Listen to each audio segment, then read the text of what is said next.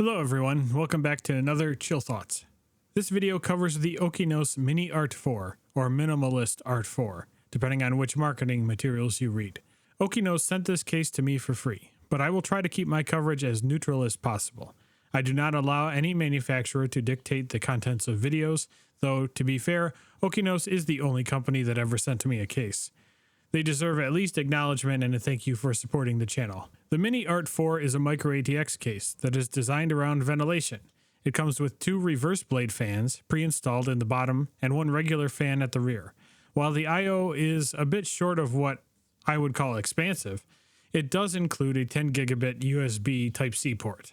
The case is mostly steel. The top and the case feet are plastic, and there's a wood accent at the top that is attached to the plastic top using screws. You'll find a lot of rivets, which is typical for a case like this. It's lightweight, but the case also feels very sturdy and rigid, surprisingly so for a case this inexpensive. The case is well ventilated on the top, bottom, front, side, and rear. Only the side panel behind the motherboard is solid. The top and bottom are filtered, but the sides are not. The holes in the front and side are small, and only the power supply fan is directly against that mesh, so dust probably won't be much of an issue. Fans or a 240mm radiator can be mounted in the top of the case.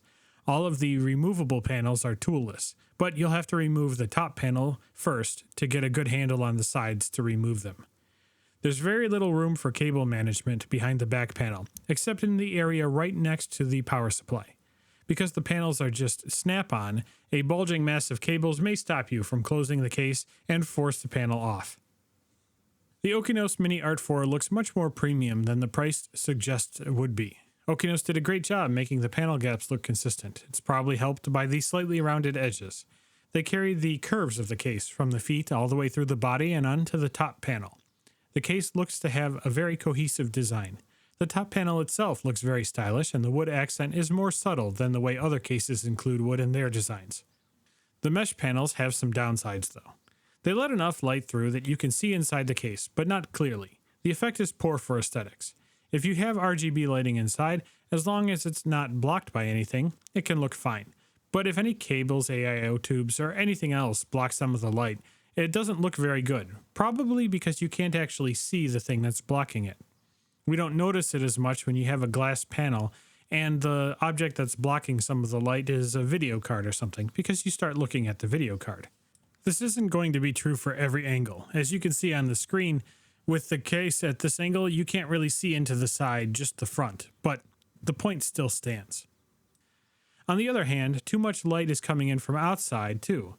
You can see things that are close to the mesh, like the edges of your video card, or cable mesh in the bottom, or the power supply.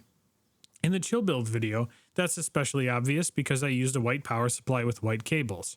It's probably best to use all black components on the inside, and if you must use RGB, make sure it isn't obstructed by anything. I'm not even sure how much the mesh sides contribute to cooling in this case, since the rear, top, and bottom are so open already. You shouldn't have a hard time building in a case like this, but there's not a lot of room for your hands, so plan accordingly and work slowly. The pre-installed bottom fans make it difficult to install and organize cables at the bottom of a micro ATX motherboard, so you might want to pull those out before you start and reinstall them after you've put in the video card. Other than that, things were pretty straightforward. The Okinos Miniart4 is a decent value case. The included fans and stylish exterior design are probably the best arguments for buying it. The I/O is a little bit weaker than I'd like, but it's in line or better than cases around this price range. If you like seeing your components though, like RGB, AIOs, or LCD screens inside your computer, or any of those kind of things, then you probably want a case with a side window instead. I think what it comes down to is that this case starts to look a little boring if you do no RGB, but it doesn't lend itself well to RGB, so it's in a tight spot. It would have been really cool if it had a glass panel. Thanks for watching, everyone.